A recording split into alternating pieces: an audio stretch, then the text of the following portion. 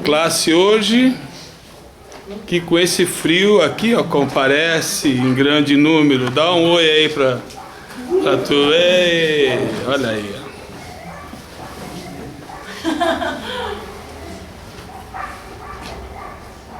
Turma que só cresce, né? Graças a Deus. E agora nós vamos começar. Está ok aí, Nayara? Muito bem, quem esteve aqui na semana passada? Muita gente nova hoje, né? Na semana passada nós falamos sobre os sonhos, né? Eu tenho certeza que muita gente que não dava a menor importância para sonhos começaram a ter sonhos e se lembrar dos sonhos, não é isso? Dos detalhes, não é isso que acontece? Porque quando a gente não dá importância para uma coisa, é natural que essa coisa a gente trabalhe dentro do nosso processo psíquico de forma, ao não darmos valor àquilo, a gente realmente não se lembrar, aquilo ter menos importância. Então você sonha, acorda, já esqueceu tudo. Quando isso começa a ter importância dentro de você, automaticamente você começa a sonhar e a se lembrar. É o que aconteceu com alguns aqui que falaram comigo pelo WhatsApp, que pediram para eu ajudar a interpretar, alguns que me falaram em particular também, né? Então tem todo um caminho aí de autoconhecimento que a gente encontra através dos sonhos. Os sonhos é um mecanismo do próprio psiquismo humano para o nosso bem. Ele traz mensagens, ele traz orientações, ele é compensatório, como dizia o Jung, né? Às vezes a pessoa passa por dificuldades no dia a dia, pessoas que sofrem com a solidão, sonham que estão bem acompanhadas, pessoas que sofrem com privações, sonham que estão vivendo uma vida próspera, e assim por diante. É o próprio psiquismo às vezes compensando, mas não é só isso. Todo sonho ele tem uma mensagem, ele te faz um alerta. Estou fazendo um resumo breve da aula passada, porque muitos não estiveram aqui, né? Então vocês viram que tem o elemento água, que é o solútil. O solútil é justamente quando tem o elemento água no sonho, o objetivo é trazer uma solução. Ele está querendo uma mensagem de solução para você. Tem o elemento fogo, né? Tem o elemento terra, coagulátil. Tem o elemento ar, né? O sublimátil. Então são elementos que cada sonho, às vezes você vê que tem fogo no sonho, tem água, você sonha voando, não tem pessoas que sonham que estão voando, é do elemento ar, e assim por diante. Cada elemento desse está tentando te orientar no sentido, trazer um alerta, para você estar atento a você mesmo, para você saber exatamente como você pode conduzir a tua vida, como você pode melhorar. Alguém ficou com alguma dúvida? Alguém queria falar alguma coisa sobre a aula passada? Ninguém? Todos compreenderam bem? Alguém tem algum sonho que queira compartilhar conosco?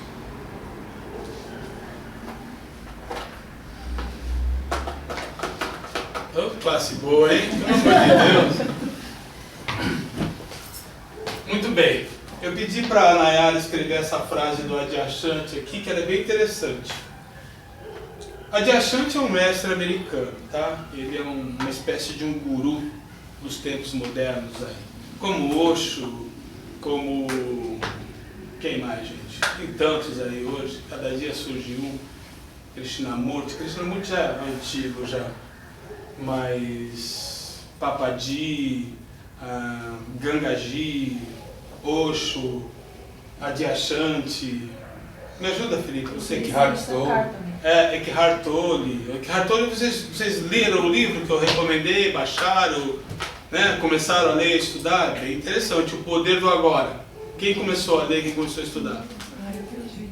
Bem legal, não é isso? Tem os vídeos também. Eu mandei um link com PDF. Ela mandou até um link com PDF. Leiam, viu, gente? Poder do Agora. Então, aqui ele diz o seguinte, olha que coisa interessante. A primeira tarefa de qualquer bom ensinamento não é responder as tuas questões, e sim questionar as suas respostas. O que vocês entenderam por isso?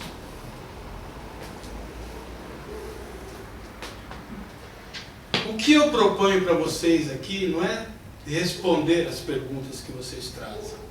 Não é isso. Modéstia à parte do nosso bom ensinamento, como diz o texto.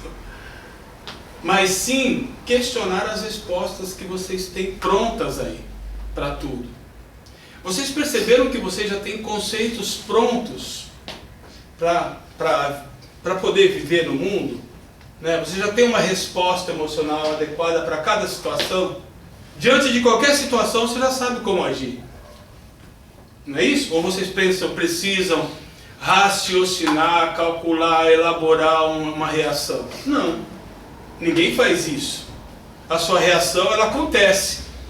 Ela acontece imediatamente. Por que as nossas reações acontecem imediatamente? Vocês já pararam para pensar? Porque as respostas já estão prontas aonde? Dentro da gente. Então, diante de qualquer situação, eu vou reagir de uma forma. O Luan vai reagir de outra. O Felipe vai reagir de outra. De acordo com a resposta que está pronta dentro do Felipe, da resposta que está pronta dentro de mim, da resposta que está pronta dentro do Luan. Da resposta, portanto, que está pronta dentro de cada um de nós. O que são isso? São os nossos conceitos. Nós temos conceitos prontos para tudo. Ah, eu não sou preconceituoso. Uma ova que você não é. Todos nós somos preconceituosos. Porque ser preconceituoso é isso. É você ter um conceito pré-estabelecido. Por isso a palavra pré-conceito. Então as nossas reações, elas estão intimamente ligadas aos nossos conceitos, aos nossos pré-conceitos. Aquilo que a gente acredita, aquilo que está programado dentro da gente. Ok? Então quando o Adyashanti fala, a primeira tarefa de qualquer bom ensinamento não é responder às tuas questões. Porque você já sabe, a resposta, você já tem a resposta de vocês. Se ela é boa ou não, não é isso, não é eu que vou avaliar. A questão não é saber como vocês reagem, mas a questão é questionar se a maneira como vocês reagem é a mais adequada, se essa resposta é a melhor para determinada situação. Por exemplo, alguém aqui é capaz de oferecer a outra face quando alguém te bater uma face? Não, devolve. Hã? Devolve imediatamente. Então, porque esse conceito de oferecer outra face a gente não conseguiu elaborar ainda. Desculpa, né? O Mestre Jesus, né? Isso está num degrau que nós não alcançamos ainda. Não é isso? O nosso conceito ainda é judaico. É o dente por dente, olho por olho. Se te bater numa face, você bate na outra. Bate não é nas isso? duas. Bate nas duas. Não é isso? É igual aquela historinha, né? Como é que é? Da música lá, Felipe? Amigo não é aquele que separa a briga. Amigo é aquele que chega dando voadora. A gente não quer aquele que separa a briga, aquele que chega dando voadora para ajudar, né, a resolver isso. Porque a gente é beligerante ainda. Faz parte do nosso ser essa coisa de reação, de uma reação agressiva. A gente ainda tem uma influência dessa nossa natureza animal ainda. Nós poderíamos ser mais pacíficos, viu, gente? Vocês lembram da aula passada, quando eu falei da carne, por exemplo? Que nós somos herbívoros. Nós não somos seres preparados para matar. Nós somos preparados para colher fruta, para se alimentar dessa forma. A gente não é preparado para matar como os carnívoros são. Os carnívoros, eles são uma máquina de matar, o ser humano não. Mas no momento que você começa a se alimentar como os carnívoros se alimentam, automaticamente você começa a trabalhar dentro de você questões violentas também. Você começa a alimentar dentro de você esse instinto violento. Por incrível que pareça, muito da nossa violência vem da carne, vem da nossa alimentação. Isso já está provado. Na maneira como a gente se alimenta. Então as pessoas, essas pessoas naturalistas, que são veganas, tal, que vivem na natureza, essas pessoas não têm esse nível de violência que a gente tem aqui. Nós que vivemos nessa vida prosaica, sabe, de canibais, homem, Francis Bacon mesmo, o homem lobo do homem. A gente é assim. A gente não come só a carne, a gente quer comer o outro. A gente vive num processo de canibalização mesmo, sabe? Oswald de Andrade, de banquete antropofágico. Se a gente pudesse, né, a gente quer explorar, alimentar e destruir o outro para subir. Então essa é uma coisa extremamente primitiva e irracional da nossa parte. A gente tem que começar a elaborar dentro da gente outros princípios pacíficos, né? Então por quê? Porque a gente tem uma série de conceitos prontos. Então as nossas reações, o que tem que se questionar não é a gente não tem que preocupado com o ensinamento, a gente tem que preocupado e sim a maneira como a gente responde às questões. Então é um olhar para dentro de si, é um olhar para si mesmo, é uma busca para entender a sua estrutura. Como é que você funciona? No que você acredita? Se o que você acredita está legal. O Gasparetto ele dizia uma coisa interessante: aquele que acredita na violência acaba sendo violentado. E é verdade. E é verdade. As pessoas que não acreditam na violência, portanto, serão sempre preservadas. Agora, as pessoas que acreditam na violência serão sim violentadas, de uma forma ou de outra, violentada pela vida. Ok? Deixa eu usar isso aqui de novo. Vou apagar aqui, porque hoje a gente vai começar a falar de um assunto antigo e desconhecido do Ocidente aqui, viu?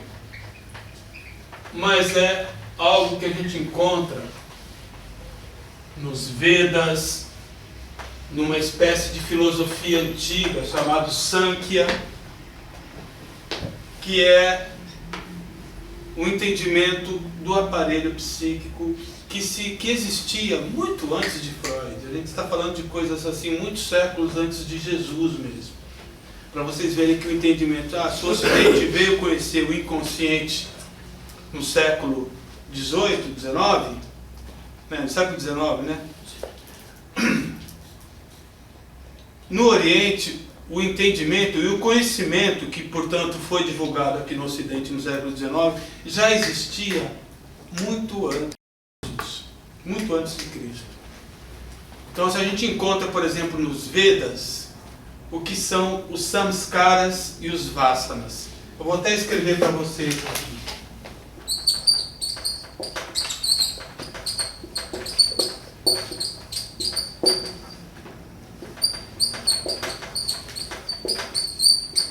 Alguns falam vasanas, é errado. É vasanas mesmo, como o asana, tá? E os samskaras. O que são os samskaras e os vasanas? Eu vou explicar para vocês.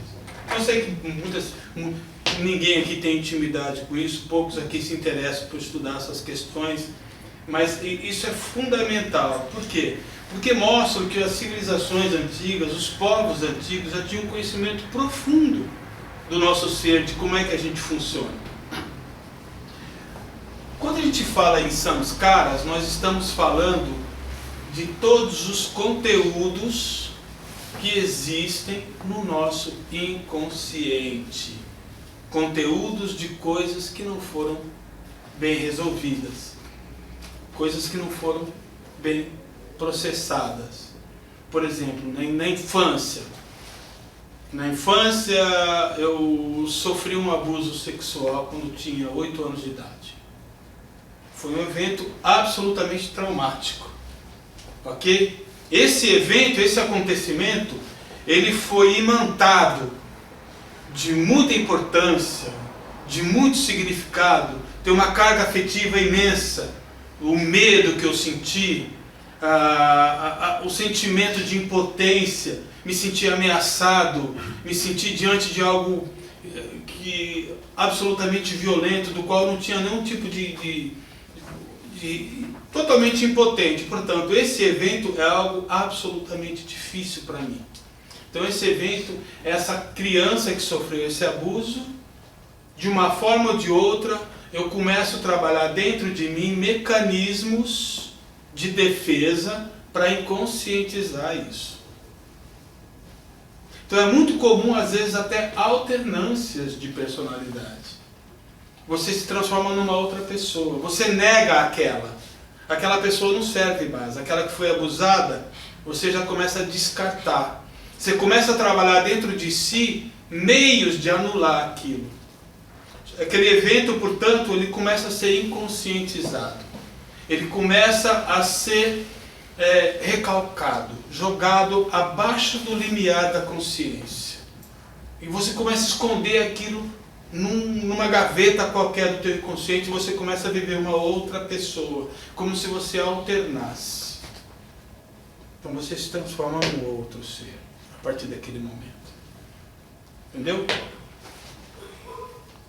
É a única forma que você tem de se livrar desse problema. Você não conhece, portanto, outra forma. Você foi obrigado, através de um mecanismo natural teu de defesa, a fazer isso. Isso resolveu o problema? Não.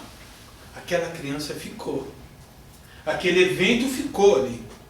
Você pode ter 30, 40, 50 anos, esse problema vai continuar. A criança está viva dentro daquele quadro, vivendo aquela mesma situação, com aquela mesma idade, presa naquele tempo, naquele espaço, dentro de você. Todo aquele sentimento ruim, portanto, continua existindo dentro de você. Você não percebe. Às vezes percebe, mas não sabe de onde vem. Às vezes você sente coisas no teu dia a dia, e em momentos de angústia, você não sabe de onde vem a angústia. Você não sabe de onde vem o seu temor, o seu desconforto, você não sabe de onde vem a depressão, você não sabe de onde vem o pânico, você não sabe de onde vem a insegurança, você não sabe de onde vem o medo, porque tudo isso tem uma raiz emocional. A raiz emocional, portanto, é esse evento. Esse evento que você não teve estrutura emocional para olhar para aquilo, enfrentar, encarar, trabalhar, processar e perdoar. Você não teve. Você não teve recursos para isso. Então o que você fez? Eu estou dando um exemplo. Isso pode... Várias outras coisas desconfortáveis acontecem na nossa vida e a gente dá um jeito de não olhar para aquilo e fingir que não existe. Mas enfim, olhando para esse exemplo, a pessoa continua com seus 30, 40, 50 anos, mas o evento continua vivo dentro dela. Ora, o que é esse evento? O que os orientais, o que os hindus, o que Patanjali, por exemplo, que tratou dessa questão nos seus sutras, o que ele quis dizer com samskaras? Samskaras são justamente isso, essas feridas emocionais, essas coisas que existem dentro de cada um de nós, vivas, esperando a oportunidade de serem ressignificadas, reprocessadas. Essas coisas, elas precisam de um novo olhar. Hoje, com o entendimento que eu tenho, com tudo que eu aprendi, com tudo que eu vivi, com tudo que eu estudei, com toda a expansão que eu tive da minha consciência, se eu olhar para aquilo, eu vou olhar de uma outra forma. Mas naquele momento em que eu era criança, eu não tinha os recursos que eu tenho hoje. Então, só o fato de olhar já despotencializa, já tira a carga, portanto, de todo esse conteúdo. E esse conteúdo, ele já perde força dentro de você. Mas enquanto a gente não olha, ele continua vivo. E ele continua incomodando. E o que é mais comum nós fazermos diante do desconforto que a gente não sabe de onde vem? Respondam vocês. Mascarar. Mascarar. Que mais? Ignorar. Ignorar? Será que ignorar resolve? Não. Não. Que mais? Além de mascarar, virar a máscara do avesso, para tudo que é mascarar. Gente, a coisa mais comum que a gente tem é fugir disso.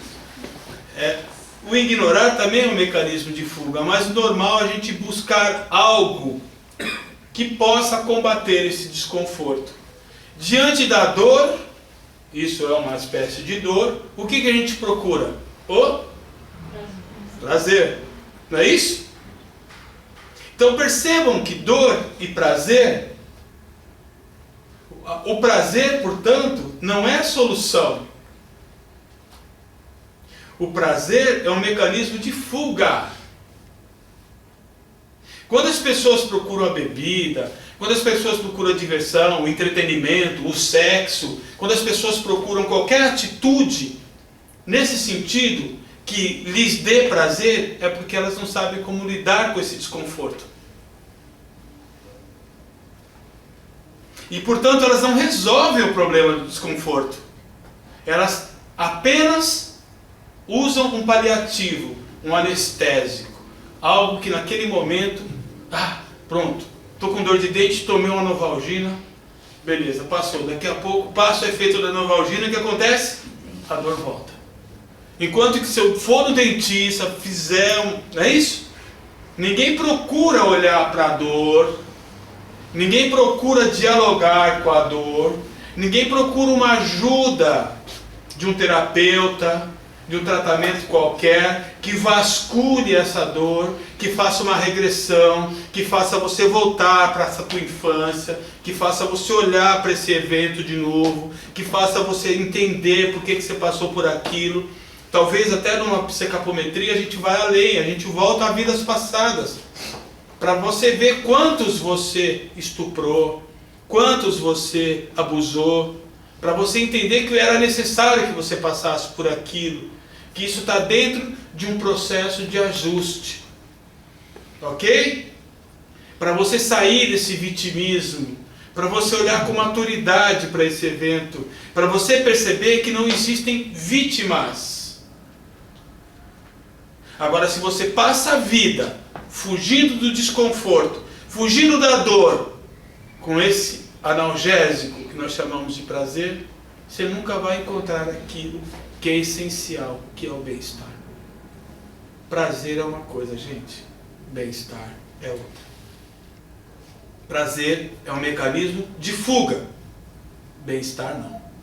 Bem-estar é a realização.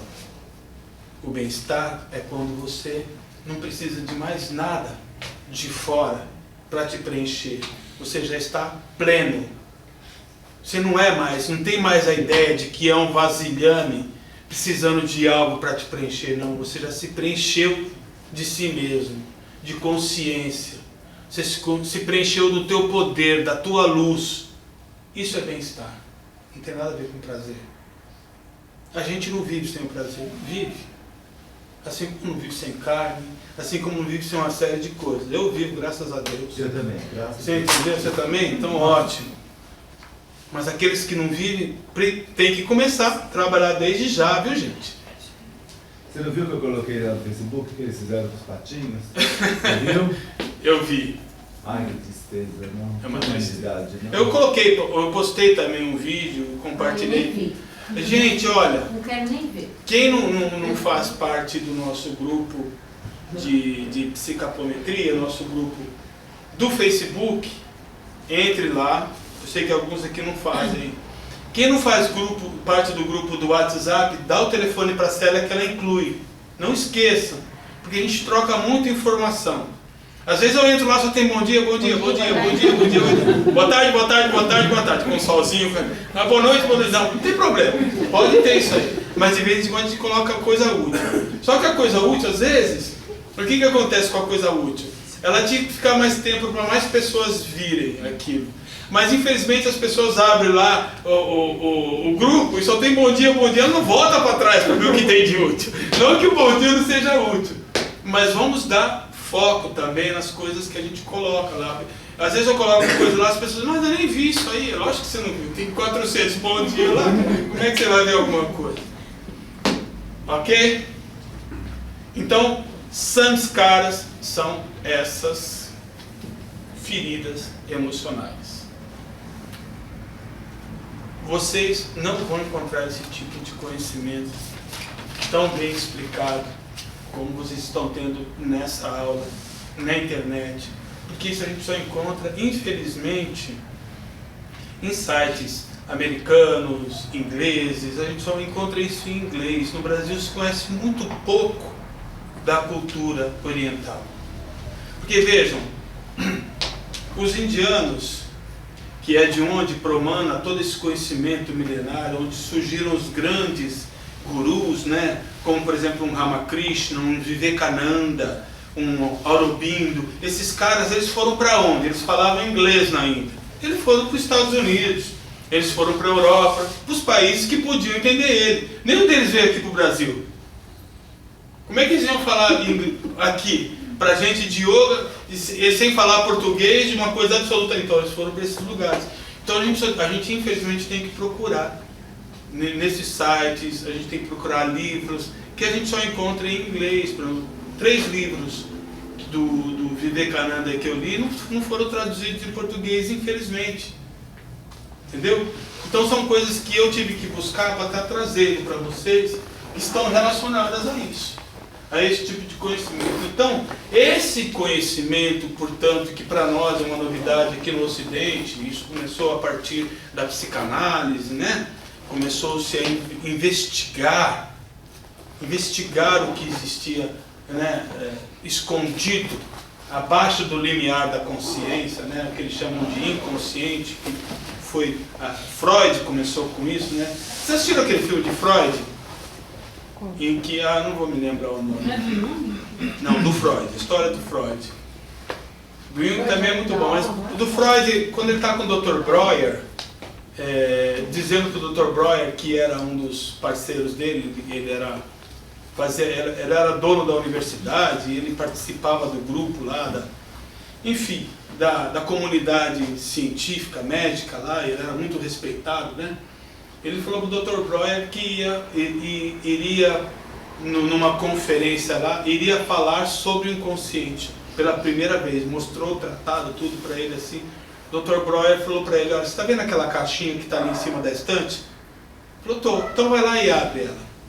Aí ele foi lá, o Freud foi lá, abriu, tinha 2 escorpião daqueles bem venenosos. Aí fechou rapidinho, falou: o que é isso, doutor? Ele falou: isso é o que você está querendo fazer.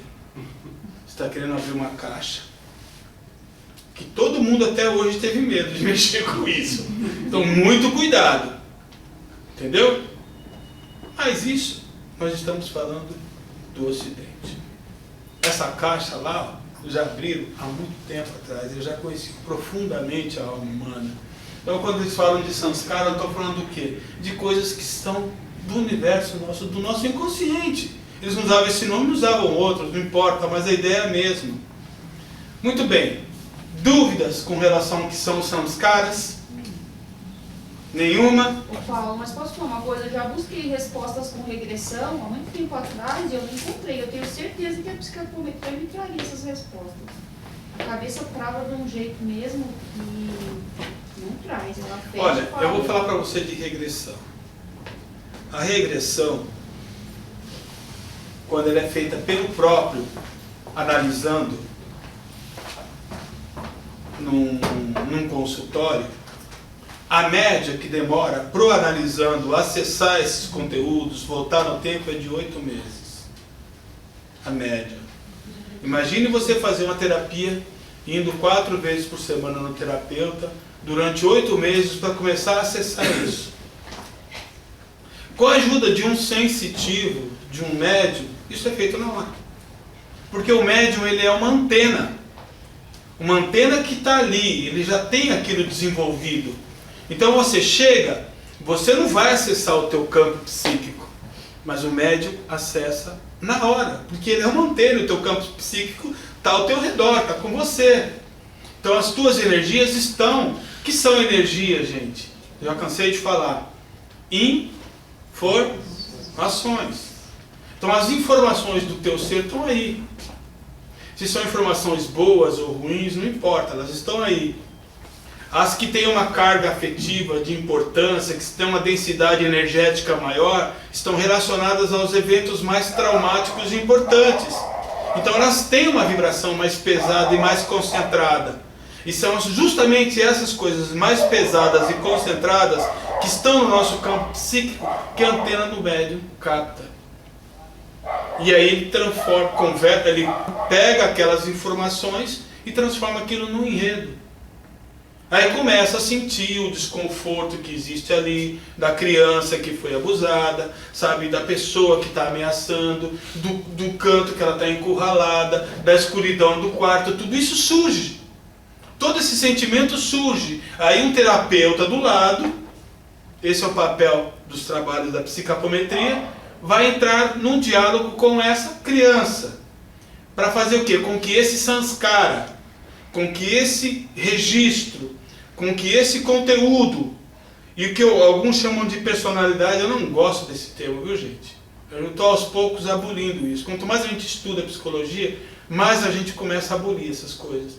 Quando você começa a trabalhar esse registro, e tirar a importância dele, quando você começa a usar técnicas para tirar, para transmutar isso, para tirar a importância, tirar o significado daquilo, automaticamente, ou assistido, ou analisando, ele já começa a sentir a diferença. Mas Paulo, isso com uma sessão você não transmuta isso não, né? Isso você eventualmente tem que fazer várias vezes, porque imagina, você trouxe isso uma vida gravado, né? Uhum. Aí acho que você não muda numa vez só, né?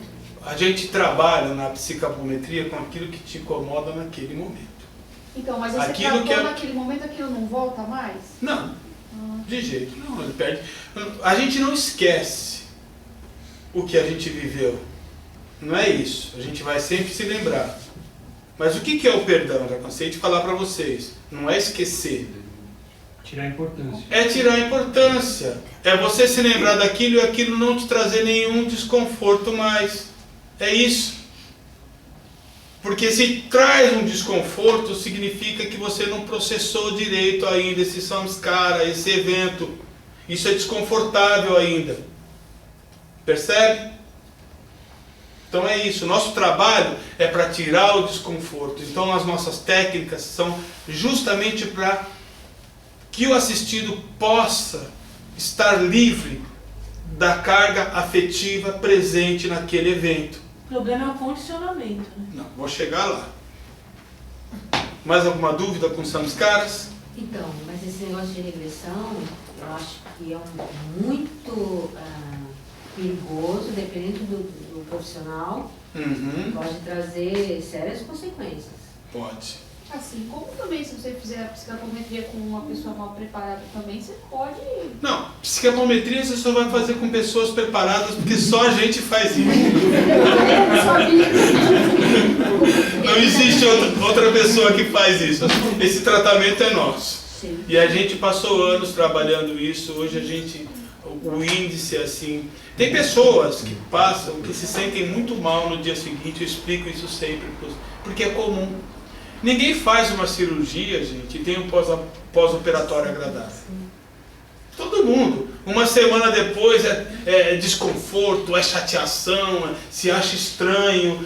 Que tratamento louco é aquele que eu fui, estou todo esquisito aqui. Não é, a gente mexeu numa água parada, tiramos todos os sedimentos que estavam lá, até que essa sujeira baixe de novo, a água fique transparente, mas sem as coisas que incomodavam, que foram removidas.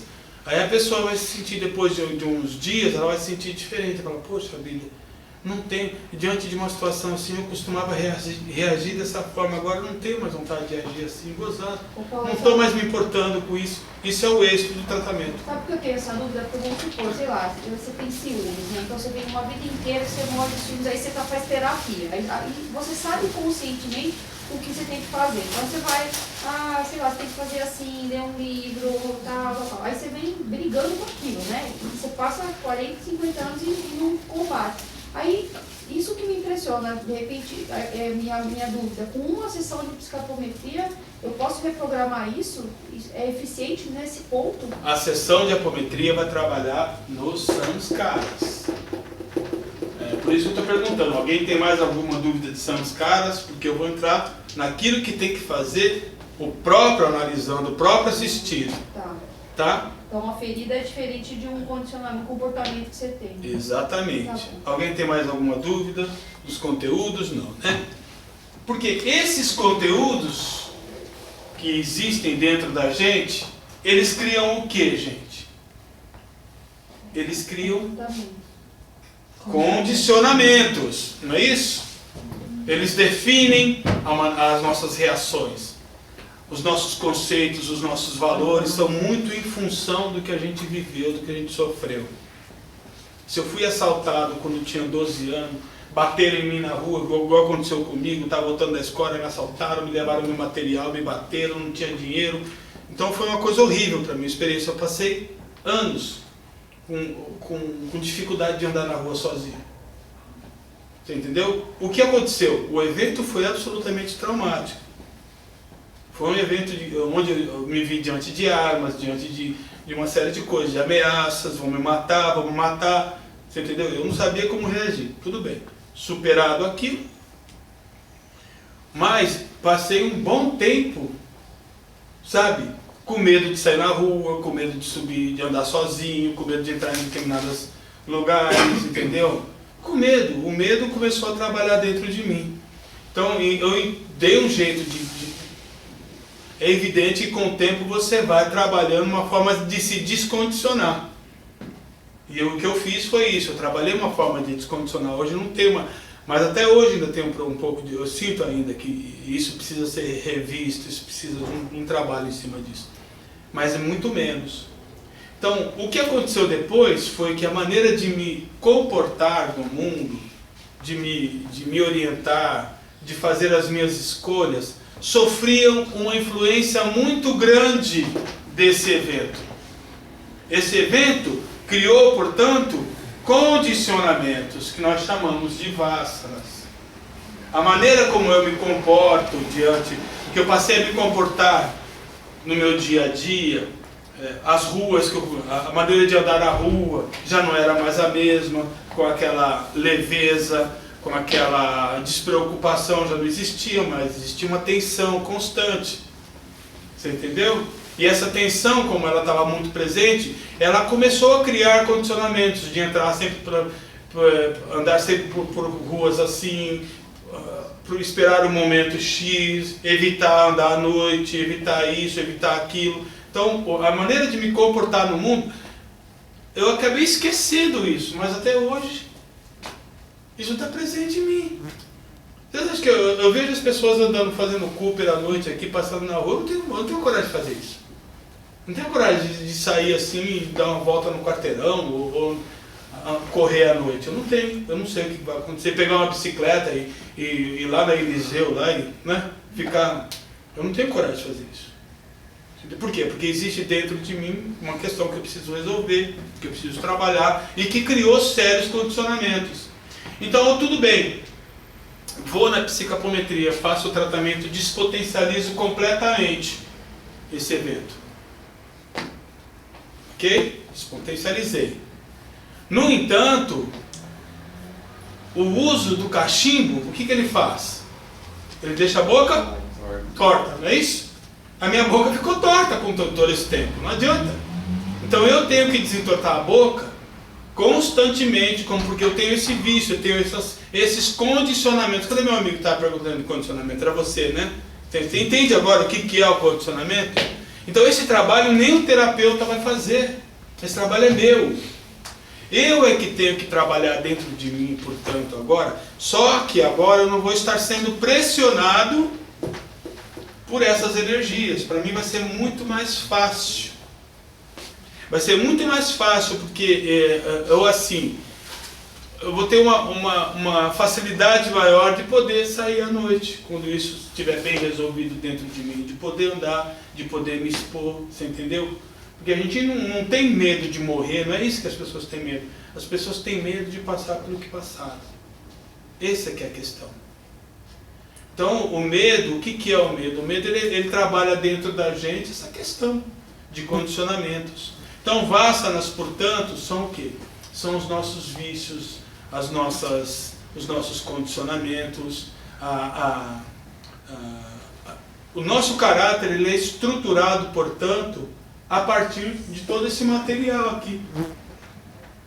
Isso ele vai atuar diretamente na estrutura do nosso caráter. É aquilo que eu falei para vocês na aula passada. Gente, o que é o caráter? O caráter não é nada mais do que um conjunto de características. Cada um tem um conjunto de características. Cada um tem um conjunto de caracteres. O conjunto de caracteres de cada um, portanto, define o caráter. Ora, como é que nós criamos essas características? Nós criamos essas características a partir das nossas convicções. Nós estamos convictos de que essa é a melhor forma de pensar, essa é a melhor forma de agir, essa é a melhor forma de reagir, essa é a melhor forma de se comportar, essa é a melhor forma de escolher, essa é a melhor forma, não importa. A gente tem todo um conjunto de convicções que, portanto, se transformam nas nossas características que definem o nosso caráter. Ora, como é que a gente chega a ter essas convicções? A partir das nossas crenças. Então, as convicções, nós ficamos convictos de uma coisa quando passamos a acreditar numa determinada coisa e a gente coloca aquela crença à prova na existência.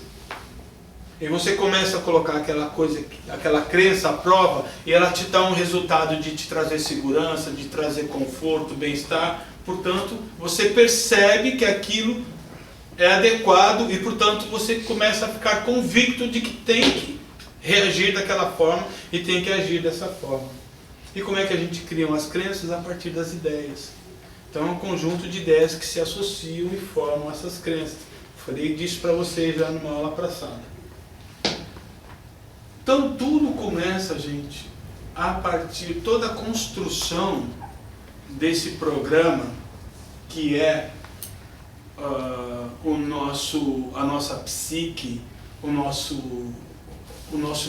programa mental que define a nossa persona. Persona é uma palavra muito boa para ser usada, muito adequada. Por quê? Porque cada um tem uma persona, cada um cria, portanto, um personagem.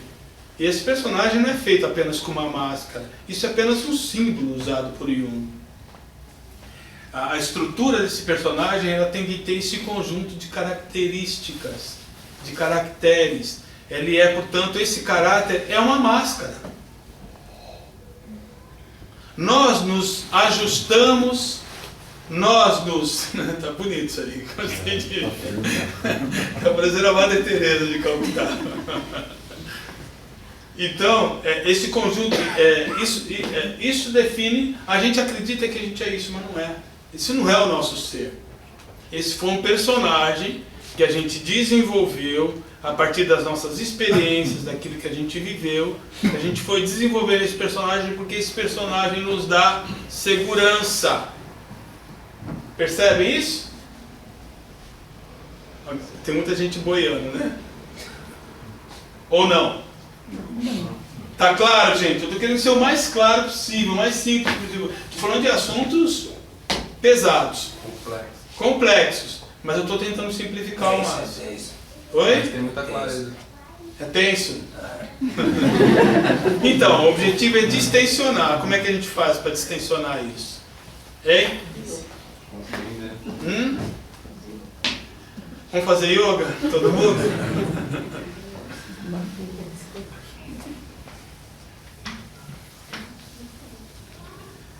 Tudo isso, gente, não é o nosso ser. Mas isso fica com a gente. Enquanto tiver importância, enquanto tiver significado, fica. E vocês vão morrer e vai continuar lá. Essa máscara continua lá. Ela vai para o inferno, ela vai para o umbral, ela vai para o Vale dos Suicidas, ela vai para o Hades, ela vai para o... Onde mais, gente? O limbo. Vai para o limbo, ela vai para o raio que o parta, mas ela vai. Não importa. Mas ela vai por quê? Ela vai para um ambiente ajustado para ela, até que ela perca a força. Então tudo que a gente vive, todos esses conteúdos aqui, eles vibram dentro da gente. Eles vibram dentro da gente e acabam criando o quê? Com essa vibração. O que são os caras criam dentro da gente? Desconforto. Eles criam uma vibração, ok? Gente, tudo que existe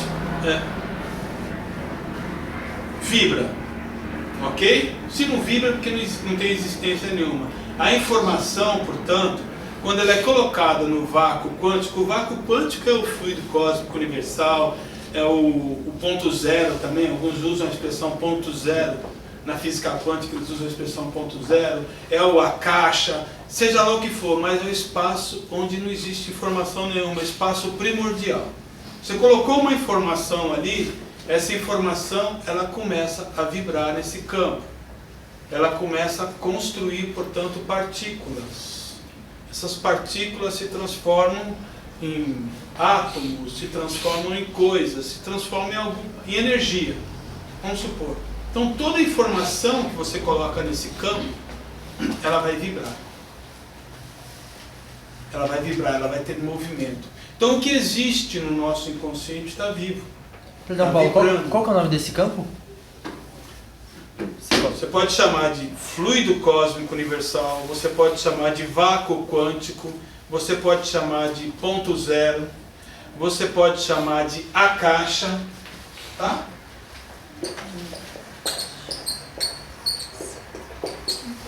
Registros akáshicos. O que são os registros akáshicos? As coisas que você viveu e que estão gravadas aonde? No universo? Não, em você mesmo, nesse campo. Os teus registros, aquilo que você gravou, está com você. As coisas. Então, tudo que existe dentro de você vibra, portanto. Ok? Microcosmo seria certo? Isso, é um microcosmo dentro de você. E se vibra, significa que ele vai criar o quê? Uma frequência vibratória. Então, as pessoas que elas têm uma leveza, uma paz de espírito, as pessoas iluminadas, se você se vê diante de uma pessoa dessa assim, você até abaixa. Como assim? Você não faz isso pra mim?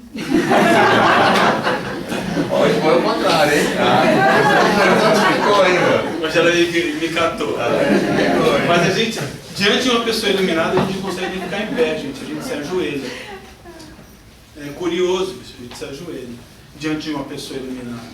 Porque as pessoas iluminadas, elas têm uma frequência absolutamente leve, sutil, rápida. Sabe? A coisa está numa frequência muito diferente da nossa. A gente tem aquela... Vocês, né? Não eu. Aquela frequência pesada, lenta, né? Carregada de carga afetiva, né? Tem pessoas que passam no tratamento com a gente e você olha do lado delas assim, você vê um caixote que ela está arrastando faz tempo. Um caixote de coisa. Tem, gente. Isso aí. Isso se manifesta na nossa vidência de várias formas, né? O que é? A mente ela trabalha de forma semiótica, ela trabalha com símbolos mesmo. Então ela pega a energia e já converte aquilo numa imagem que você tem afinidade dentro de você para compreender. Aí você tem que fazer uma conversão daquilo. A gente não pode confiar cegamente na vidência. A gente tem que fazer uma conversão, é como nos sonhos. Não é porque você sonhou que está voando que você vai voar. Tenta pular de um prédio para você ver se você voa. Você se esborracha no chão. Mas você sonha no sonho, você voava, você mexia os braços, para isso. Mas o que você tem que converter esse ato de voar no sonho para tentar entender o que é aquilo. Entender que aquilo lá está ligado ao elemento ar, né? Ao sublimátil, a coisa que você precisa desenvolver na tua consciência para olhar a coisa de uma forma maior. Né? Está ligado à expansão. Então, uma série de coisas que a gente tem que ver com cuidado, né? Caso a caso. Então é isso. Onde que eu estava mesmo? Eu até me perdi.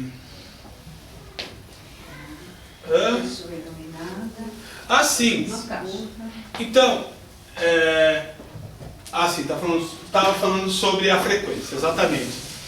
Então essa frequência que a gente tem, ela é resultado de todo o conteúdo de registros, de samskaras, de registros akáshicos que existe dentro do nosso ser. Se você tem uma quantidade de coisas boas, a sua frequência vai ser uma. Se você tem uma quantidade de coisas pesadas, sua frequência vai ser outra. E o que acontece? Na casa do meu pai há muitas moradas. Você lembra que Jesus dizia isso?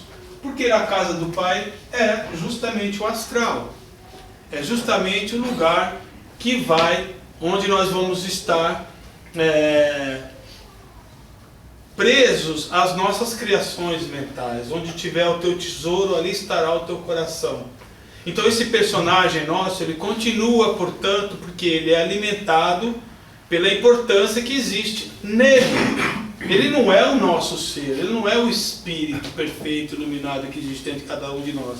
Mas esse espírito perfeito, iluminado, ainda está preso e identificado com ele. E essa identificação, ela vai diminuindo à medida que esse ser começa a perder importância. Começa a encontrar uma forma de solucionar-se, de dissolver-se. Então, se você tem, por exemplo, se você desencarna, existem, vamos supor, muitas moradas na casa do Pai. Existem, portanto, vários níveis, ok? Vários níveis no astral, faixas, vamos dizer assim, várias faixas de frequências.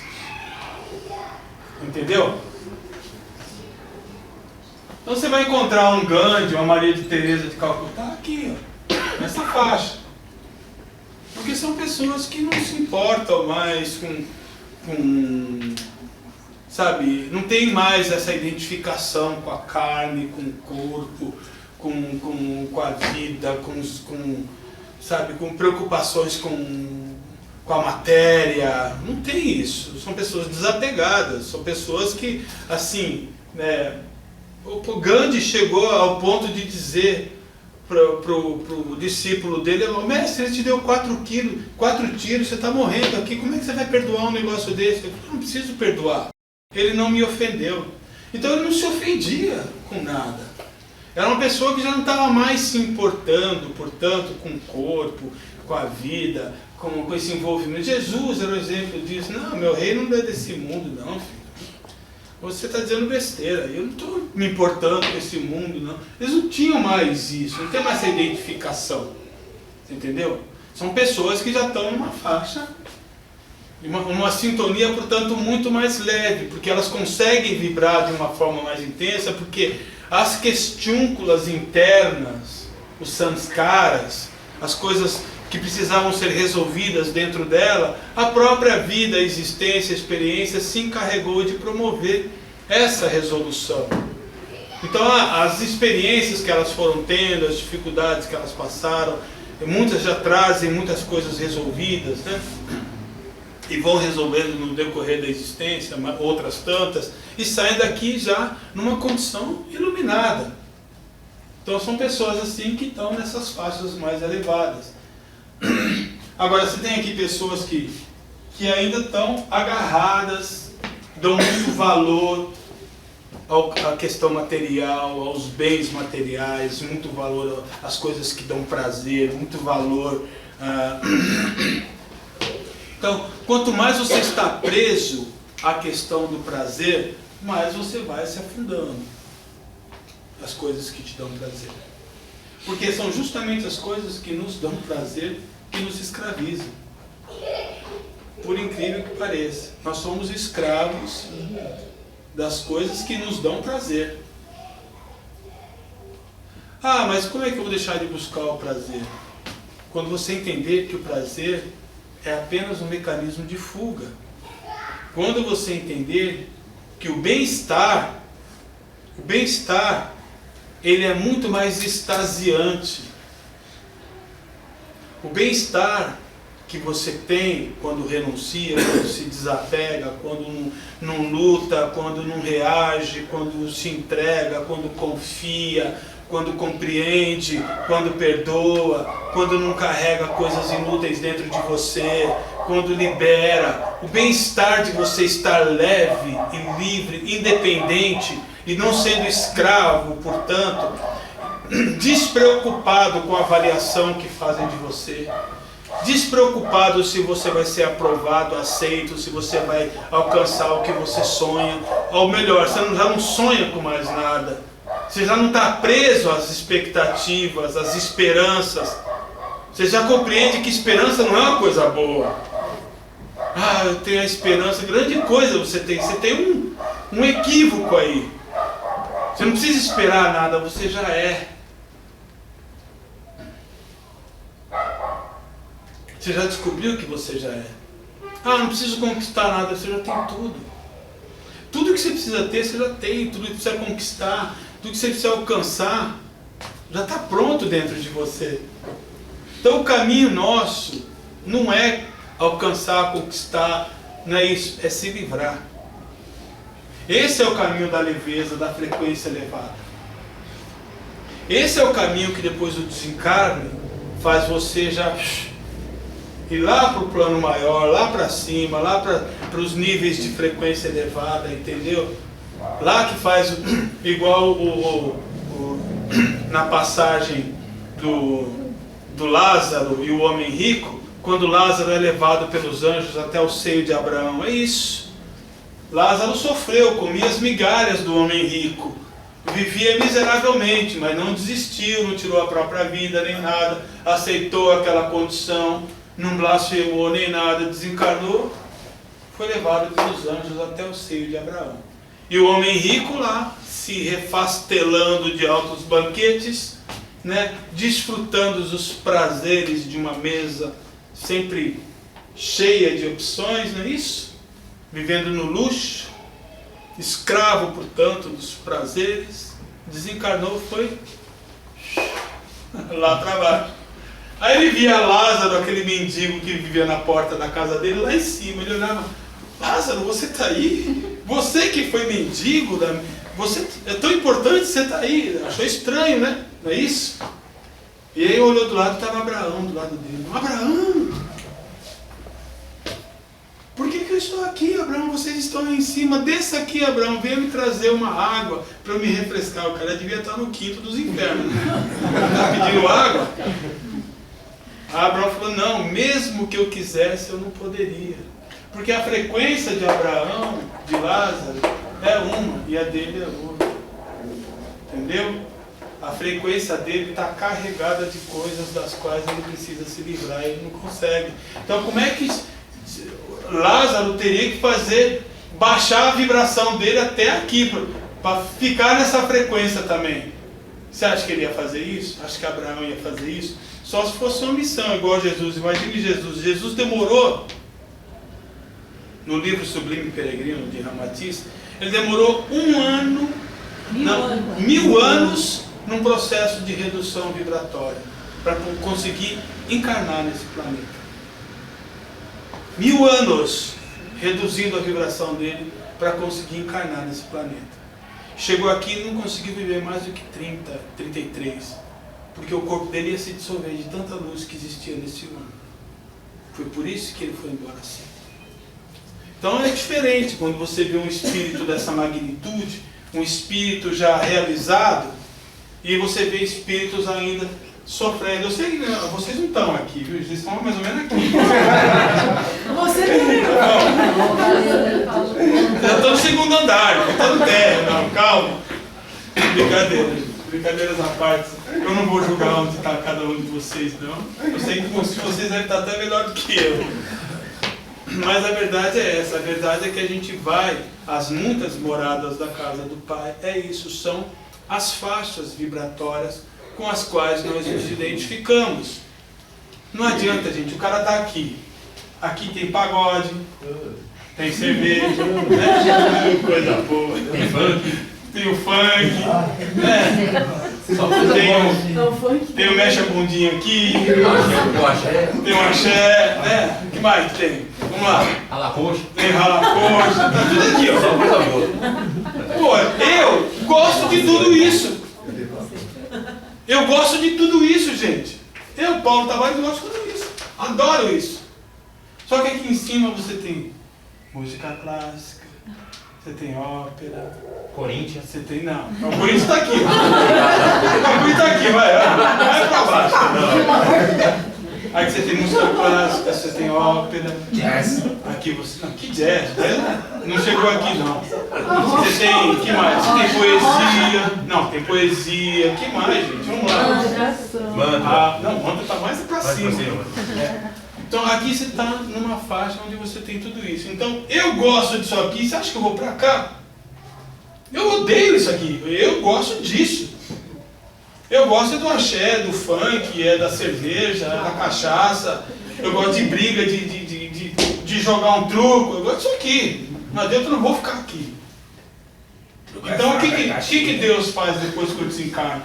Ele me coloca na faixa em que eu estou vibrando. E eu vou viver justamente com pessoas com as quais eu me identifico, em ambientes com os quais eu me identifico. Deus jamais iria nos violentar. Ele é um pai. Entendeu? Ele não ia fazer essa violência com a gente. E se eu gosto de música clássica, se eu gosto de uma obra de arte, de pinturas, se eu gosto de poesia, ele não ia me colocar num lugar desse. Para mim seria uma violência. Então eu automaticamente venho para cá. Agora, se eu já gosto de meditação, de renunciar a tudo, de mantras e de me devotar inteiramente à questão espiritual, em ajudar o próximo, isso, aquilo, outro, vou subindo cada vez mais. Mas não pode escutar E um eu- sambinha de vez em quando? E eu vou para um lugar assim. É difícil. Não, mas aí, você entendeu? Então a questão é essa, a questão é que você vai exatamente para o lugar com o qual você se identifica. Não existe céu e inferno, existe você, como você é agora, com o que você é. Ah, você não vai para o inferno, você vai para um lugar, você já está no inferno. Sua vida já é o inferno, você vai para um lugar onde as pessoas estão nessa faixa. Ah, mas eu sou um suicida, eu fui para um lugar, mas você já estava sofrendo, filho. Antes de se matar, você já estava nessa frequência. Você foi para um lugar que se ajusta a essa frequência, portanto. Você já sofria, vai continuar sofrendo. Até você começar a despertar, porque o sofrimento também não é eterno, viu, gente? O sofrimento, ele tem um prazo de validade, um prazo que demora o tempo de você processar aquelas informações dentro de você. Então, quer dizer, a vida, as escolhas são de cada um. Você que tem que trabalhar dentro de você mesmo, novas ideias, novos parâmetros, abrir-se para o novo, buscar, portanto, uma identificação com coisas boas, coisas interessantes, com coisas elevadas.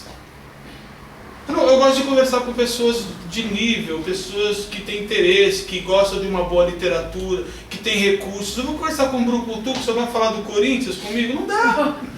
Mas tem pessoas que vão querer conversar de futebol e não vai vir conversar comigo. Embora eu seja corintiano. Estou brincando. Mas assim, a gente vai sempre encontrar a convivência com aqueles que estão em sintonia conosco. Por que vocês acham que existem inúmeros vales? A Vale dos Suicidas, Vale do Sexo, Vale dos Motoqueiros Tatuados, Vale não sei o que, tem tudo lá, gente. Porque existe todo tipo de pessoa. Vale dos instrutores de yoga, tá tudo lá. A pessoa desencarna, ela vai para um lugar adequado. A gente não encontra isso na literatura espírita aos montes. Mas o que vai, gente? O que vai para lá é o nosso ego. O nosso ego vai para lá, o nosso ego é resgatado de lá, o nosso ego programa um reencarne, o nosso ego reencarna, até que esse ego, subindo nesse processo ascendente, chegue num momento em que ele deixe de existir, ele desapareça. Percebe isso? O espírito está pronto. O espírito não precisa reencarnar, não precisa... O espírito não precisa evoluir, o espírito não precisa se desenvolver. É a carne que é fraca. A carne é a realidade do corpo e da mente, é a realidade do ego, é a realidade do programa, dos caracteres, das características, do caráter, das convicções, das crenças, de tudo aquilo que você elaborou dentro de si mesmo e que segue vivo. Por quê? Porque tem um conteúdo afetivo, porque tem importância. Percebe isso? E o fato de ter importância faz com que essa coisa continue existindo, sobrevivendo ao tempo. Quando isso vai deixar de existir? Quando é que a gente vai sair da roda de Sansara? Roda de Sansara é uma expressão do budismo e do hinduísmo também. A roda de Sansara é a roda das reencarnações. A gente chama de reencarnação, eles não chamam de reencarnação, eles chamam de roda de Sansara. A gente está preso dentro de um mergulho na matéria e retorno para a espiritualidade. Mergulho na matéria e retorno da espiritualidade. Mergulho na matéria. Quando é que você vai deixar de mergulhar? Quando você perder o interesse e a identificação com a matéria. Aí você não precisa mergulhar mais. Aí você já é um espírito livre da reencarnação.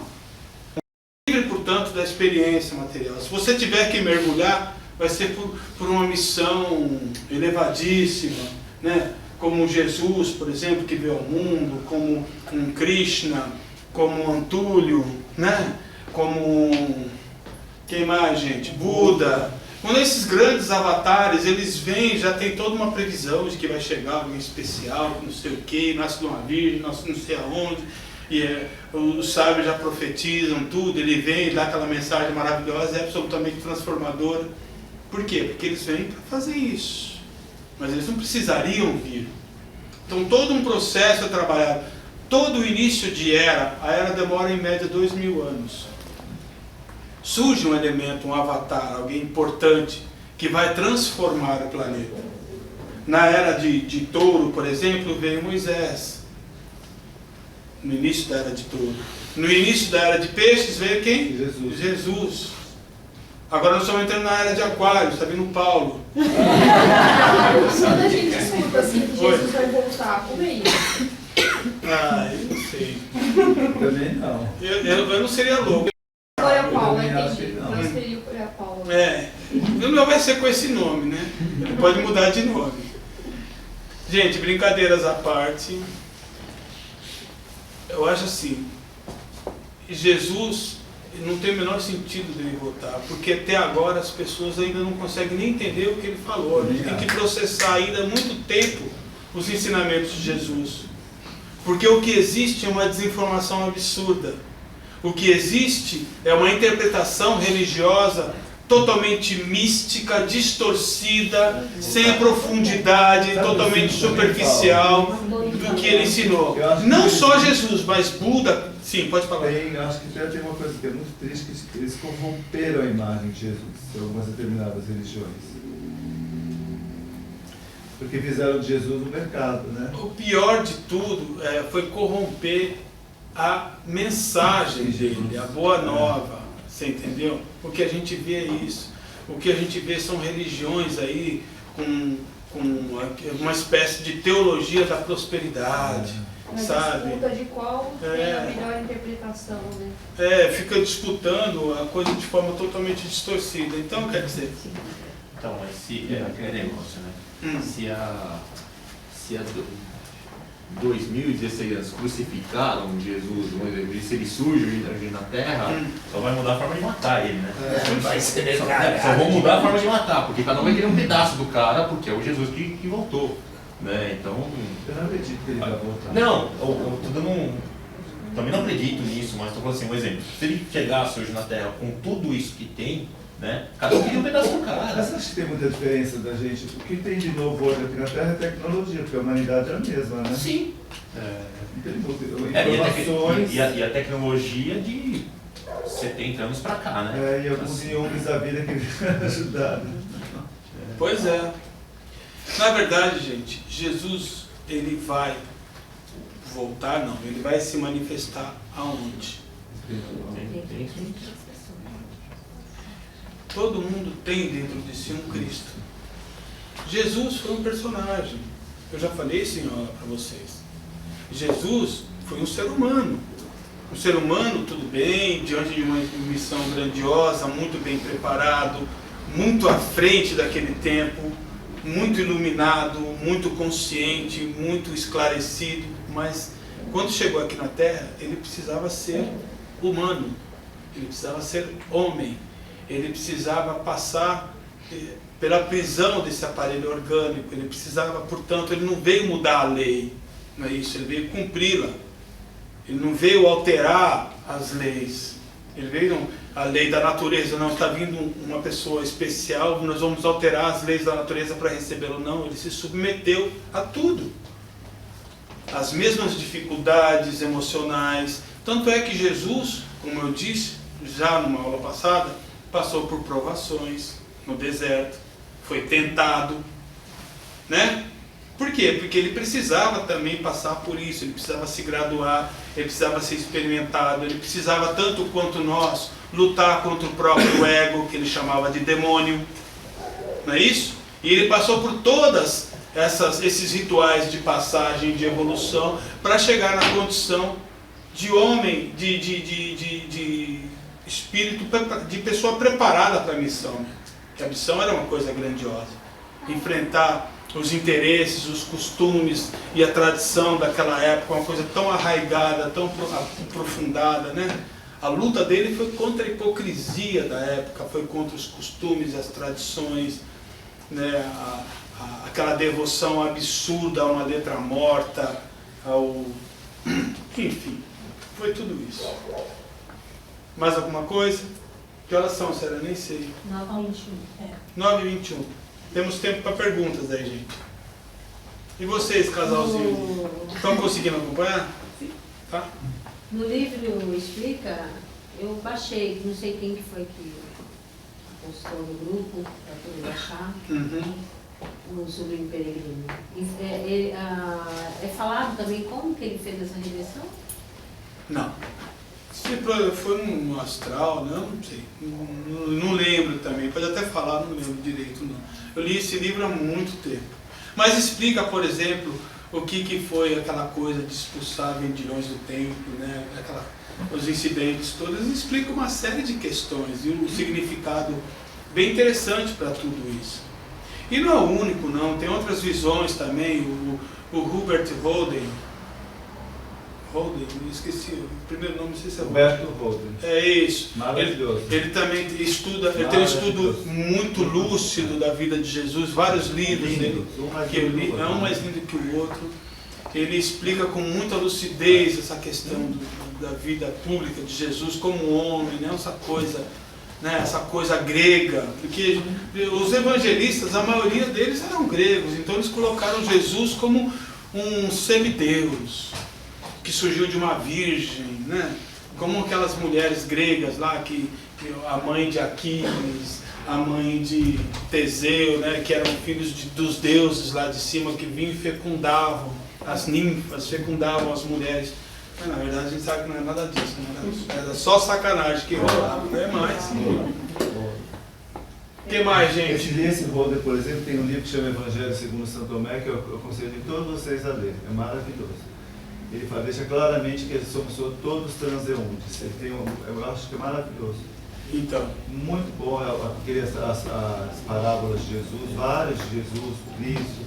Ele fala do egocídio, de como é que a gente tem que fazer para a gente se cristificar. Eu acho bem legal a forma que ele fala. Egocídio, olha só. Egocídio. Então fica a dica, tá? Mais alguma pergunta para a gente finalizar?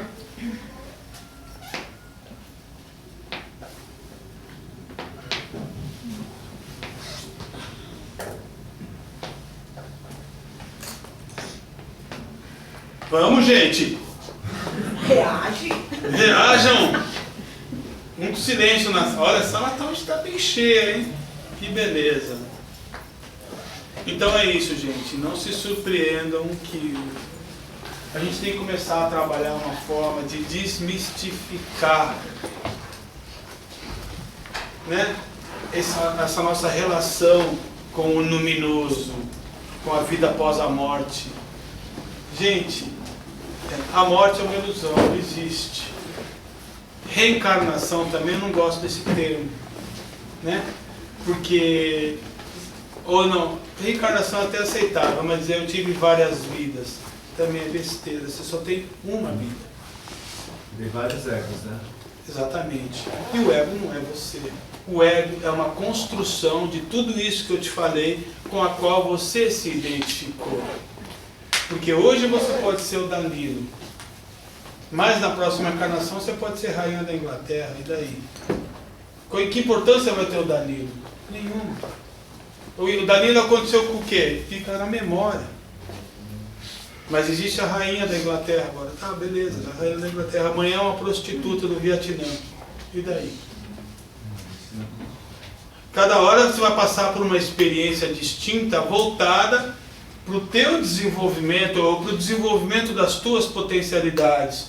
Porque tudo está pronto dentro da gente, só que a gente precisa manifestar. A gente encontra na lagarta, existe uma borboleta em potencial, não existe? Mas, no entanto, ela ainda está dentro de um casulo ali, tem que trabalhar esse processo de manifestação da borboleta. É a mesma coisa a gente.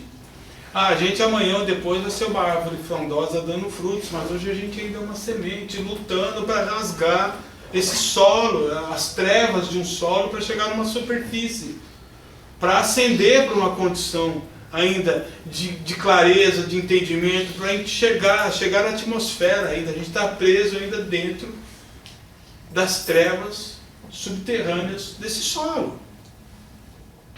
Então a gente ainda vive essa realidade. Nosso desenvolvimento, portanto, ele passa por etapas, por graduações. Só que dentro dessa semente já existe. Todo o potencial da árvore, dos frutos já está lá. Todas as informações estão lá. Imagine uma sequoia gigantesca, o tamanho de uma sequoia, né? A altura que tem aquela árvore, pensar que aquilo foi uma sementinha.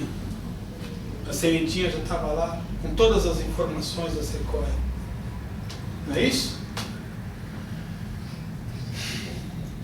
Ok?